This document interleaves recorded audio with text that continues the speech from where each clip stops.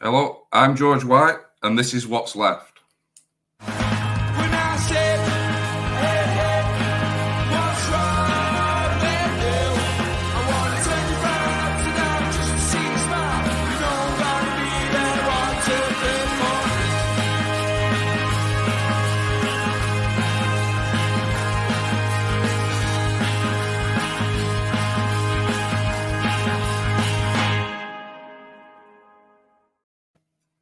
Hello, I'd like to welcome in my fellow hosts, Sean Halsall. Hi, George. And Renee Barnett. Hi, everybody. Hiya. How's everybody doing this evening? Oh, good. Early in the morning, for us, Renee, but absolutely. Well, you got me on the other end because it's 1 o'clock in the morning here. So that, I guess that's either early or late. I'm not sure which, but anyhow, so what is going on in the world this week, guys, that we can solve? What are some of the world's big problems that we can solve this hour? Well, some good news. We've got a lot of settlements here in the United States of the contracts with the United Auto Workers and in Hollywood. I don't have a lot of details. I think, George, you probably know a little bit more detail on that. Yeah, I think the UAW have now settled. I think it was 54% in the ballot to accept. Mm-hmm. And I believe that it already started making a big difference to the non-unionized workplaces. The one that was being pointed out was Toyota, where they've already started to see movement on the offering at Toyota. So it's not just the workers who've been involved in the dispute that this affects. It ripples across the whole industry and then into the supply chain as well. So Toyota is non-union? I believe so. It's in one. It's I believe it's in one of the southern states that I think they're purposefully put into the are they called right to work states? Oh, right. Where they can't have they don't have the same organizing rights for the trade unions. Right. Now, when you say it has a ripple effect, do you mean in terms of Toyota saying, "Oh, we better get on the ball and give our guys more benefits and higher pay," or is it having a ripple effect in that people are starting to organize? I think it will be doing both, because I think the workers there will be seeing the benefits of what organizing, what forming a union does, right. And also the employer is obviously trying to keep hold of its skilled workers, that they don't go to much better paid places. Right, exactly. Yeah. So they may give them a good old raise. And or rise, I should say, a pay rise. We say raise here. But yeah, well, hopefully it will have a ripple effect on people's lives and, to their benefit. It's, my goodness, I mean, the profits from the big auto companies, the automakers, is ridiculous. But yet, and what the executives make is just nonsense. Nobody's worth, nobody's day's work. There's only one person. They only have 8 hours a day, and it's like, how could there be such a disparity in the pay for the workers? It's just not absolutely. Easy. I just want to bring up a quick graph, and I mean it's very UK based, but just to look at, there we go, trade union membership and income inequality. So we see here the red line, trade union membership, right? Blue line, the top 1% of income share in the country. So the top 1% was shared most equally, whilst the top 1% of the income was distributed most equally when trade unions were at their height in this country in 1979.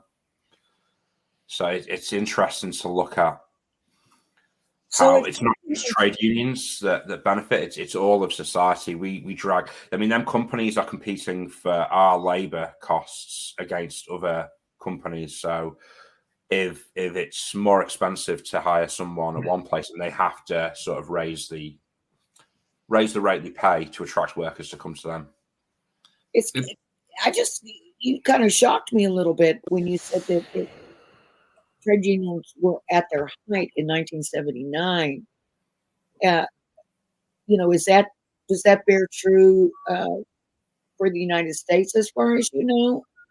Was there a bigger time for unions, and now it's and what happened? What happened to the trade unions in the UK? Well, I think it's I think there is a direct will be a direct crossover between the United States and the UK.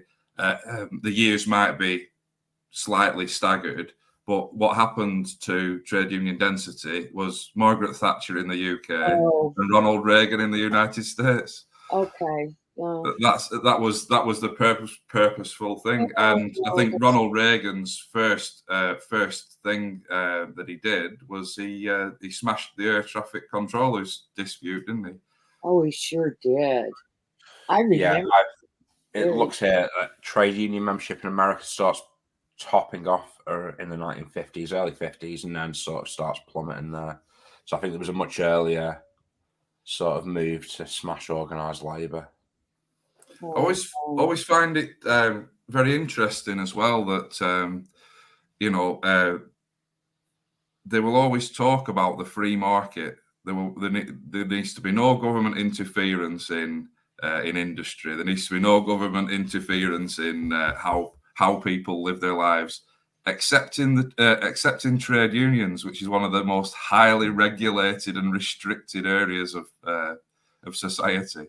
Yeah, and now in the United States, except with our own bodies, we can't.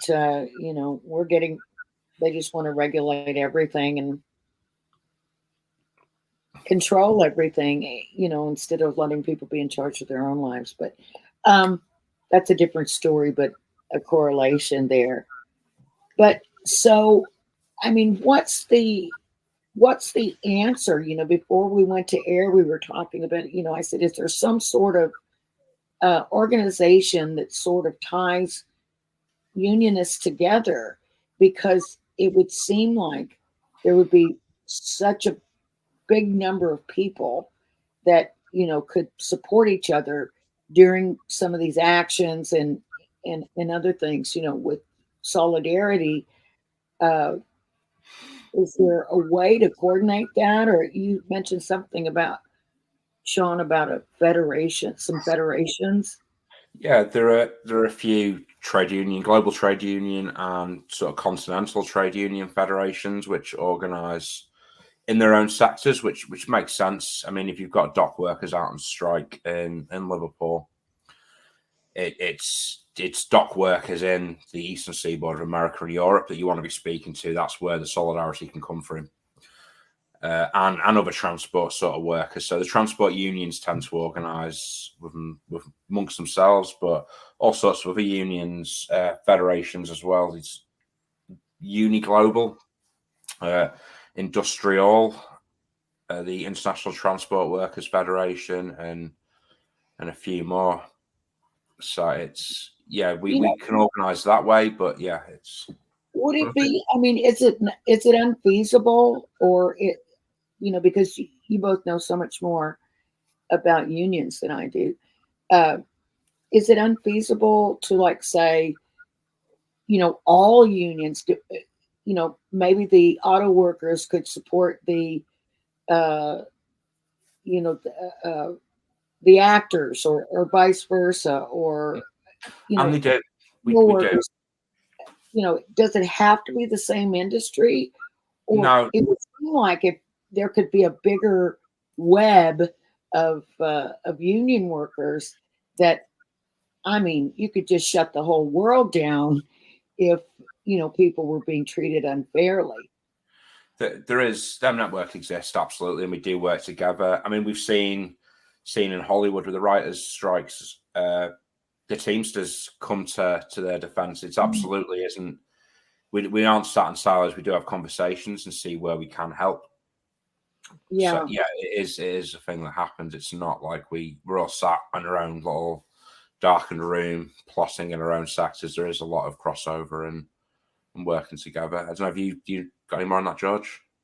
Well, it's a stark thing. I know. Sort of historically, it was recognised. Even at the turn of the 1800s, I suppose, it was recognised that supply chains work across international boundaries, and even more so than ever. I don't think there's probably very many, other than sort of very small and niche industries, but I don't think there will be any industries that don't have either components that travel across borders, raw materials that travel across borders, intellectual property that travels across borders, workers that travel across borders. So it is an international economy.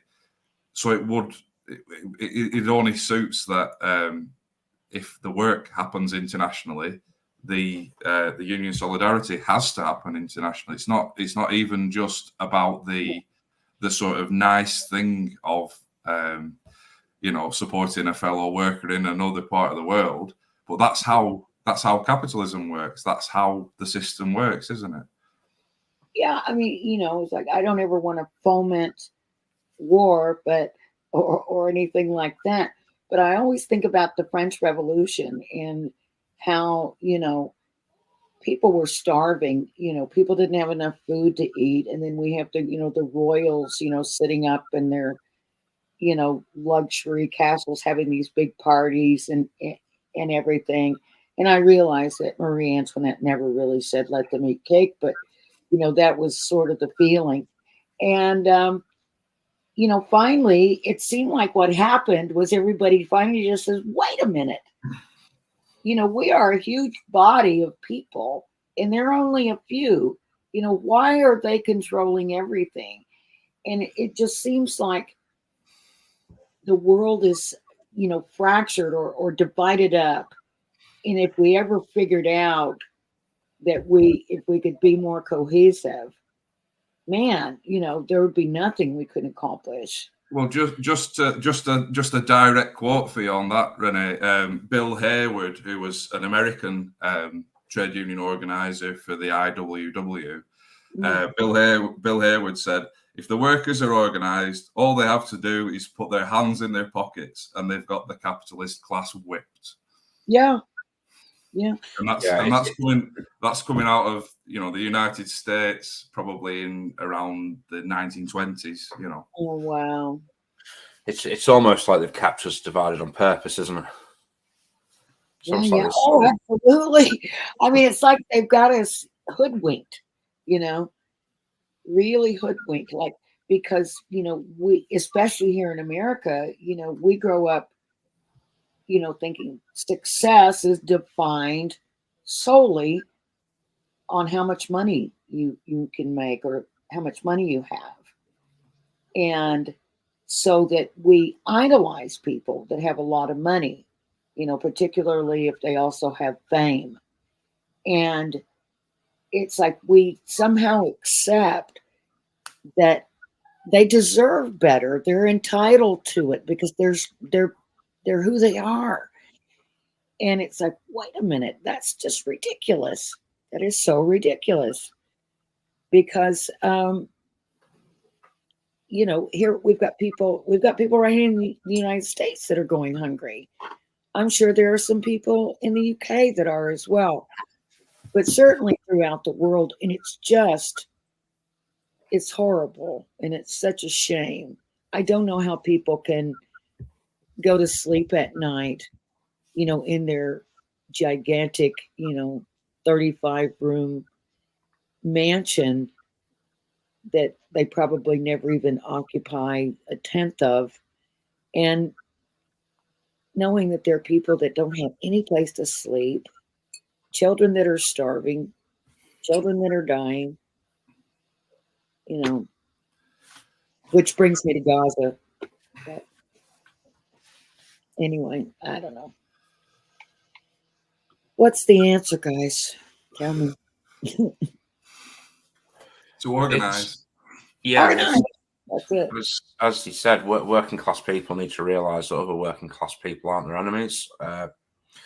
We're all in this struggle together. We should be raising each other up and getting to a decent standard of living.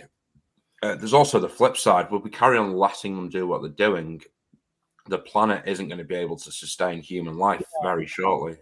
We need to have a dramatic change. We do. We really So do. whilst we're being exploited and people made homeless and going hungry and all this, also on the other side, they're destroying our habitat as well. But it's also the absolutely the ecological and the environmental overconsumption of resources to the point of destruction, but also the concentration of wealth. Who are consumers? Consumers are the same people as workers. So when you starve workers of wages, you are starving your own consumers of their ability to buy your stuff. So it has that circular economy cannot roll on if the wealth is concentrated further and further and further towards the top. Yeah. It breaks its own system.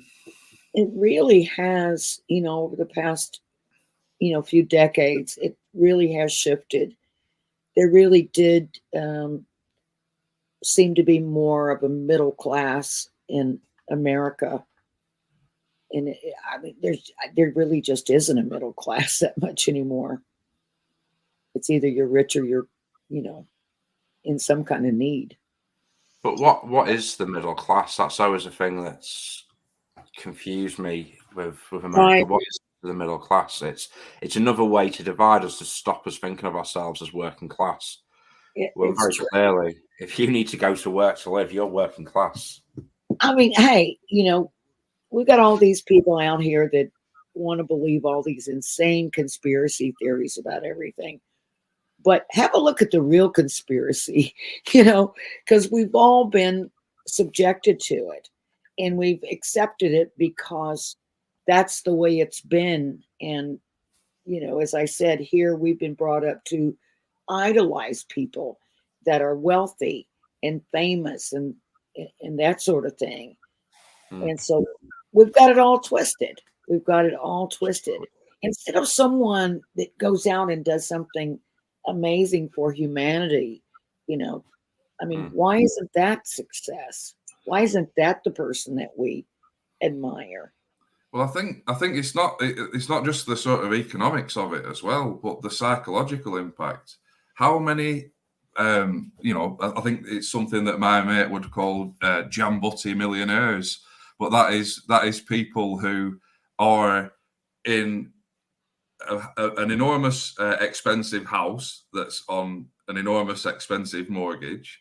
They have a flash car on the drive that they don't own that's on finance. They go on holiday that's financed on the credit card, all to project an image, and I think the advent of social media and Instagram and all these things has sort of amplified that people are sort of putting themselves through misery and privation to present an image that their life is perfect, when in actual fact, behind the facade, they're no better off than somebody else. And probably a lot more stressed out.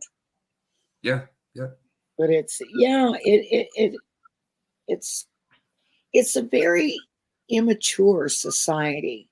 To me, it's an immature point of view, because I definitely remember, when I was in my teens and 20s, thinking, when I'm going to be famous, I'm going to be rich, I'm going to drive a Rolls Royce. And, I always had this thing for cars, these amazing, expensive cars. And I couldn't care less now. As long as my car gets me where I need to go, and it doesn't look like a total wreck, going down the street. Uh, I, I couldn't care about having a big mansion. Why would I need one? Who am I going to put in all the rooms? It's like, so it's like, I think it seems like as a society, we're kind of immature. Absolutely. If that's our view of what's important and what's to be admired and what's to be, strived for. And we've got it all backwards. I mean, through no fault of our own, I think, but there definitely has been, a manipulation of ungodly proportions. But it's not by accident either, is it? No. It's pumped out by the same people who own the media, own the newspapers, own the news channels, are the same people who benefit from the system working the way that it currently does. Yeah. It's not by accident. Yeah. Yeah, I was listening to something on the news on probably one of the, not the mainstream news, but probably something like Midas Touch. I don't know if you guys are aware of that YouTube channel or that website, MidasTouch.com. But it's a fairly new news site run by these young attorneys, and they just, call out everything. And they were talking about how, we give so much airtime to Donald Trump, even the so-called, left-leaning mainstream media like MSNBC and CNN, although CNN's not so left-leaning anymore. But they said, they do it because it's making them money. So they play his stuff, under the guise of, oh, let's, talk about how ridiculous he is. But they're still giving him airtime. They're still giving him, that's all he cares about is the attention. And then, they just keep him in the news. It's a self-fulfilling prophecy. It's also more dangerous than that, though. I mean, did you not learn the lessons last time that if you single out this guy that some people, wrongly in my opinion, have held up as this leader, and you mock him, they feel like you're mocking them and are going to be more sort of activated to get out and campaign and stuff. It's like you said, Renee, it's a much more effective way of dealing with that. It's just ignore. Yeah, we are in a very dangerous place. We are one election away from losing our democracy or keeping it. And I've never seen it. So now I remember, listening to my grandparents always saying, oh, this whole world is gonna, I don't never seen anything this horrible. But honest to God, I'm glad my grandparents aren't around, because I think they would just be stunned at the state of things. I really, really do. Well, just on that, Renee. So in the UK this last week, we came close to crossing another red line of the erosion of democracy. Fortunately, it wasn't crossed. But the idea that there was a ceasefire march for Gaza, right. Yeah. in London, and there was, from the Home Secretary at the time, there was huge pressure being put on the police to outlaw this march. And again, in a democracy, lawmakers make laws, and the police and judiciary administer those laws. And when you start removing that dividing line between the two, it's another another red line on the road to fascism, abolition of democracy or fascism. Yeah. But the idea that we came within, a hair's breadth of breaking that principle, which is one of the core democratic principles, that the people who make the laws shouldn't be also the people who administer the laws, because that's when things start to go awry very quickly in a democracy. Absolutely. Yep, that's it, and that's exactly what the right in the United States is saying right out loud. And in fact, Donald Trump says he's going to get rid of all these other, he's going to have everybody report directly to the president, the judiciary, Congress, everybody. So just going to get rid of the. Well, there were actually a chant and a slogan about lock them up, weren't there? And lock her up for Hillary Clinton. Again, the idea that either a presidential candidate, a political candidate, isn't saying that the answer to that should be, it's not mine to comment upon, that's for the court to decide. That would be the answer, not lock them up. Well, he says.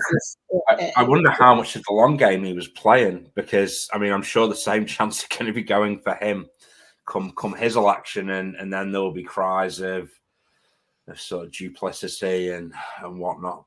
It's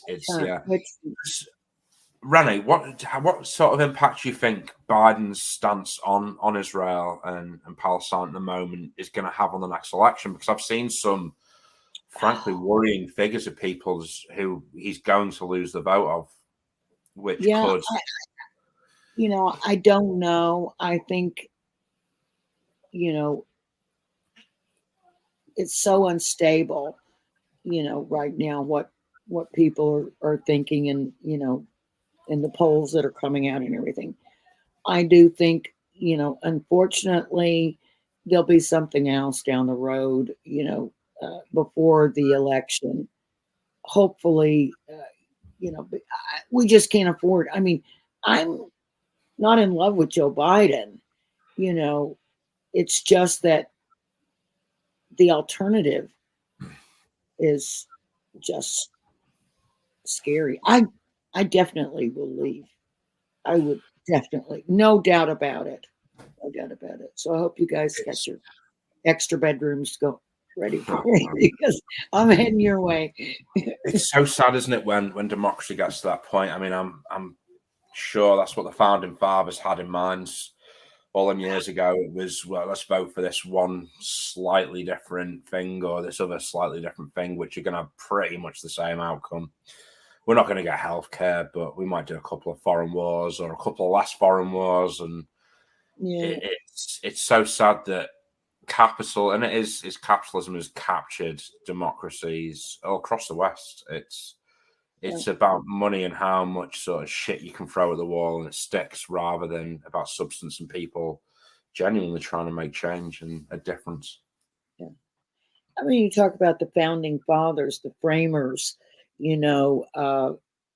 just in the last day or two, our new Speaker of the House here. Well, first of all, he said, people want to know what I'm about, and what I think about different policies, and all you have to do is read the Bible, and then you'll know what I'm about. And he says he is saying that we've had it all wrong, that this whole separation of church and state thing is not right. We're reading that wrong, and that they intended for this to be a Christian nation. Well, anybody that's ever read anything about American history and the framers know that these guys were not evangelical Christians by any stretch of the imagination. Some of them were atheists, some were deists, some of them were Christians, but not the kind of Christians that we're talking about today here. That, and they said that basically it was not freedom of religion. It was, freedom to not, freedom to establish a religion, a religious state here, so that, Christian nationalism should be, where we're at. And that's what the founders meant. And people, rather than go and picking up a book, or even looking online at a reputable source, some academic archive or something, they just say, oh, he's smart. He said, that's not what they meant. We've got, Which is like, I've pulled up the First Amendment part. Congress shall make no law respecting an establishment of religion or prohibiting the free exercise thereof. That's pretty clear to me that it's neutral. We're not going to make any laws showing you anything in the positive, but also we're not going to stop you saying what you want to say. Yeah, it's very scary, and he was saying, oh, this, the America's so decadent, I fear we're going to be, in for a big, reprisal from God and all this stuff. And that, people are less than 50% of people now in the United States attend church every week. And I thought, well, yeah, it's because of you guys. Who wants to be affiliated with some, people who are trying to tell everyone how to live their own lives? It's interesting, isn't it, that a strip club in Atlanta is the problem and not dropping bombs on the Middle East left, right, and centre. That murder's fine. It's strip clubs and people using drugs. That's the problem. That's the decadence we need to be going after. Yeah. I mean, and the thing of it is every single time one of these guys is in power like that and is spouting all that stuff, every single time we find out some big scandal about them. And there's already some murky stuff about this new speaker. Apparently, when he was, in his 20s or 30s, he adopted a young Black boy. And he never formally adopted him, but he lived with him. He wasn't even married. And he had this, well, everybody's trying to find out, about this kid who is now a grown man who has been in and out of prison and will not communicate with that guy anymore. So, and this guy is also, our speaker is also a big, gay conversion guy. And so I'm thinking, something will come out, and the only scandal will be is that he's a big old anti-gay person, and who knows? I don't know for sure, but I'll mark my words, something's going to come out. And I try, to be honest, to stay away from people's past. I mean, obviously, if there's criminal stuff, that's a massive problem. But just the scandal stuff, I think but the thing is, Sean, it's when he's sitting there, absolutely, talking about how depraved everyone else is, and the left, and how we're just godless, and the worst thing you can be is, how he termed it today was other than straight, and so it's like when you set that up for yourself, and then behind the scenes you're doing something completely opposite. That's really interesting to me, how the American sort of evangelical church and stuff, it's almost like you took some religion. I mean, it's hard to put into context as well with Britain, because we don't really have that style of religion. But it seems to me from the outside looking in that it is just sort of fundamental Christianity injected with massive amounts of money, and it has become it's big business, isn't it? In America, it's not like some little old vicar who's getting a stipend from the church. these guys have got helicopters and Lamborghinis and mansions and stuff. It's crazy. Mega churches, they're called mega churches. Yeah, it's pathetic and ridiculous. And the thing of it is, they say, they're Christians, which means apparently they are following Jesus, but nothing they do is like Jesus. Well, that's exactly what I was thinking when we were talking about this. Whereabouts are the Christian principles of charity? Whereabouts are the ideas of turning the other cheek? It all seems to be about intolerance rather than tolerance, which I thought was a big part of yeah, I mean, what we're supposed to believe in there.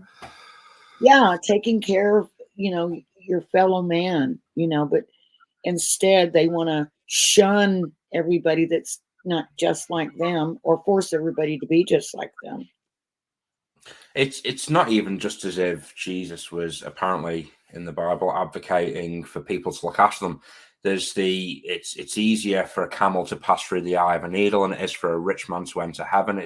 It's blatantly anti sort of collection of wealth, and yeah, and the only time Jesus lost his shit in the Bible was with the moneylenders flipping over tables. So yeah. I mean, they've got these big mega churches here that what do they call them? It's slipping my mind, but it's, you go there and they promise, if you do just right, that you're going to get rich, and that's why you go to that church, is to, God's going to bless you with lots of money. And if he doesn't, then that means you're not doing it right. I mean, the Bible's almost like it's littered with anti-capitalist slogans, but God forbid we bring that up. Yeah. I'm having dog problems. I've got a dog that's bugging me. She's going to start making noises. What's happened with the SAG-AFTRA strike as well, Renee? Has that been? You probably know more about it than I do, but I think hasn't it been settled now? I mean, I think so. I think there's certainly been an offer on the table. I don't know whether it's been voted. Right. I don't know if it's fully been accepted, but I think I think it's definitely, they've made some progress. So I should have looked that up before airtime. Okay, I've got the dog settled for a minute. I had to give her some snacks. I believe as well there's a bit of good news from Spain, where they have managed to form a government, and Sanchez, the sitting prime minister, has managed to form a government. So thankfully, the right wing haven't been able to form a coalition, including the far right over there. So wow, that is good news. Yeah, super. I know it's been we were recording a show the day that election happened, weren't we? And it didn't go as bad as perhaps was first feared. So that is very positive. But absolutely, that's really good. I like Spain. Absolutely, glad to see it. So yeah, I don't know much about what's going on with the strikes here, except the United Auto Workers have just been phenomenal. And it was nice, talking about Biden, at least he does support the unions. And, he showed up on the picket line, which was, I don't think that's ever been done before by a United States president.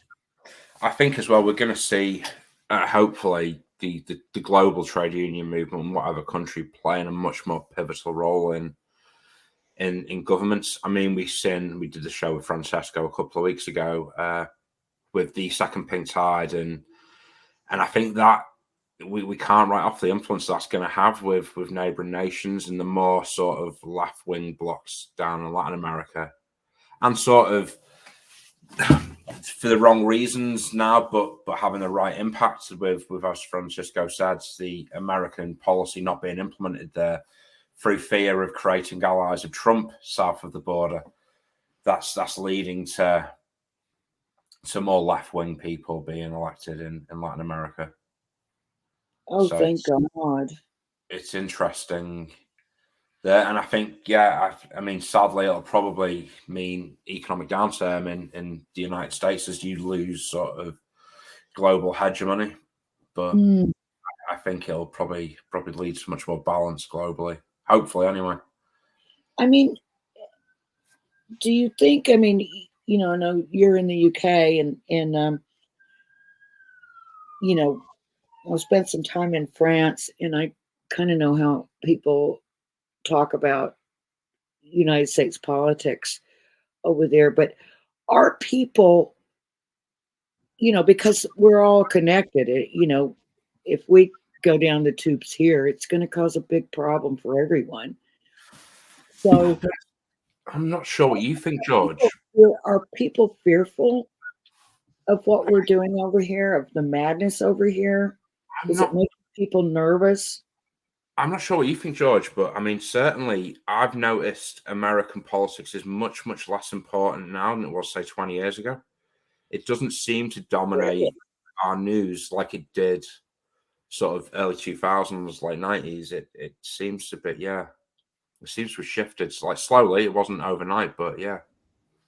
Yeah, I think there's possibly less coverage that way, but there's some of the I suppose the practices and you know, things like the money that's been put into the one that stands out to me is Brexit.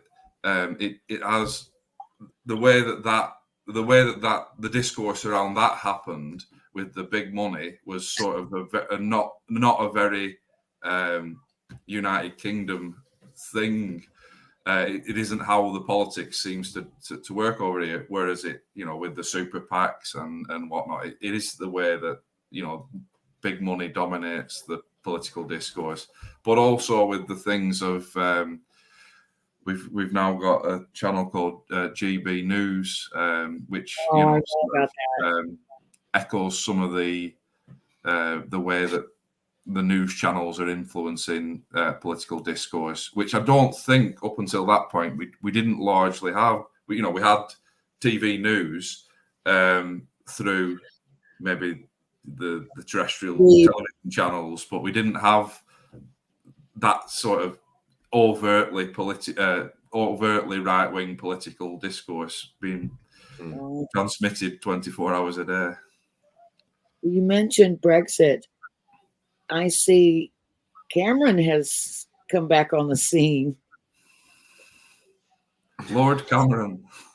Oh yes, Lord Cameron he is now.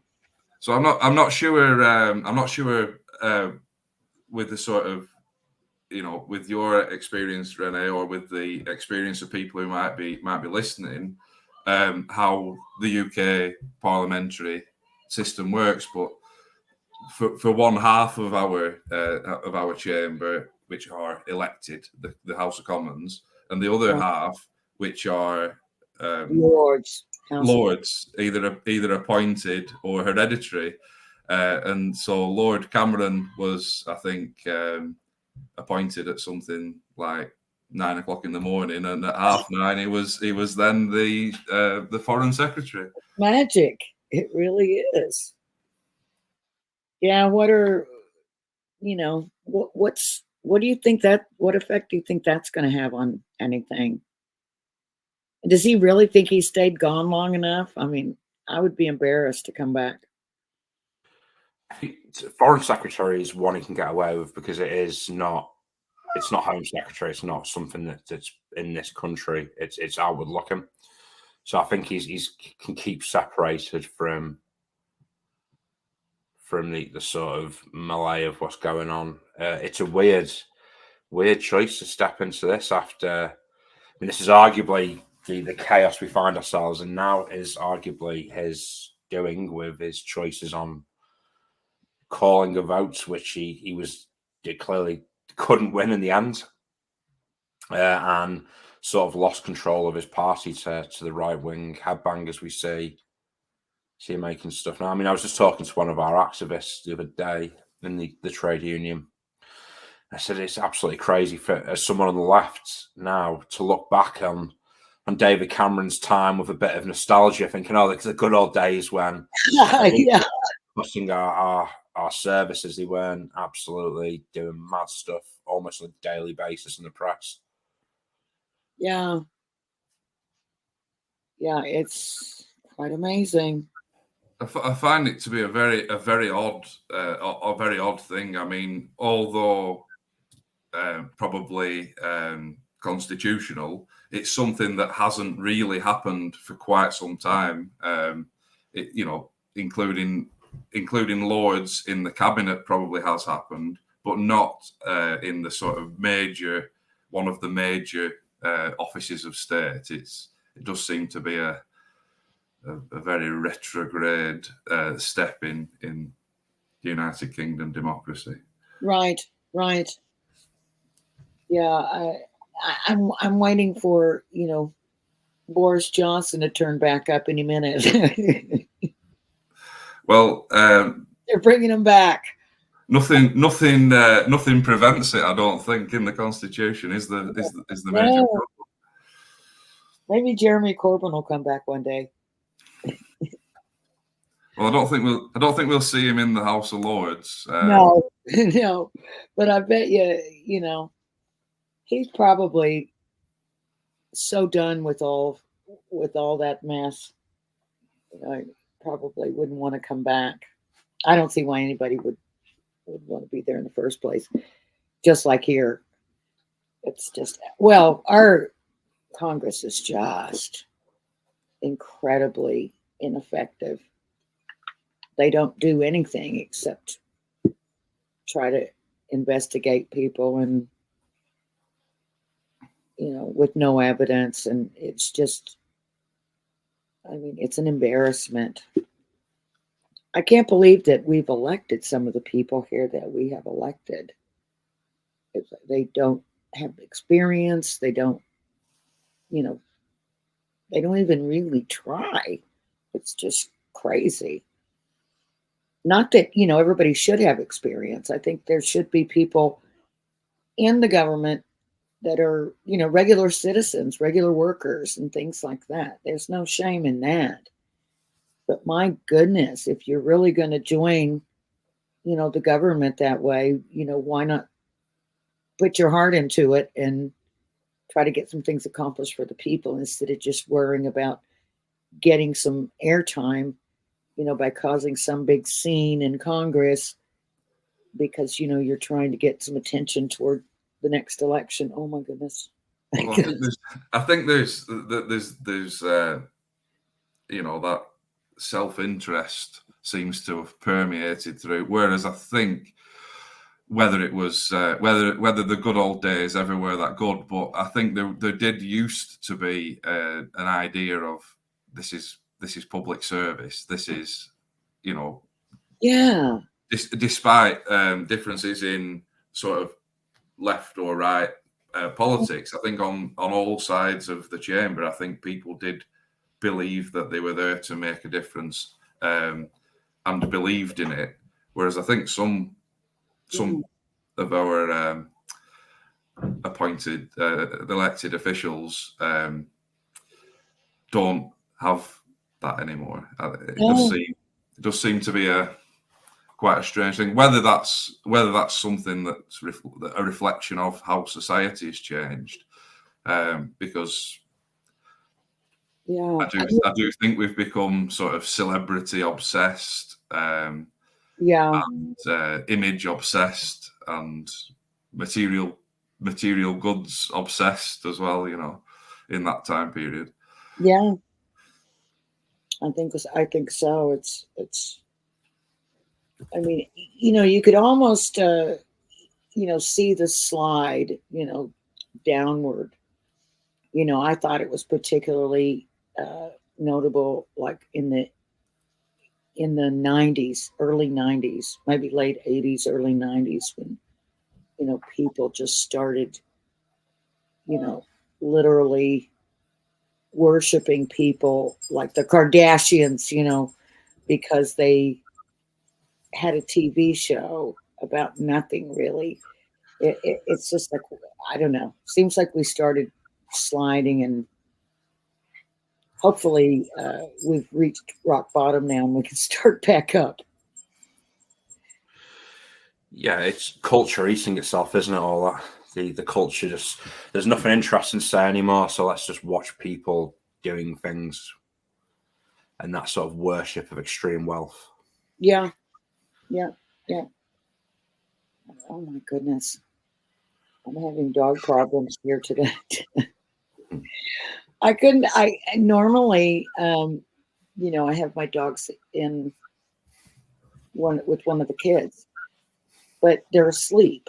So I can't, I can't leave them in there. I've got one in there because he was asleep, but I've got the other two down here and they've been pretty good until just the last 5 minutes or so. Excellent. They're making me nervous.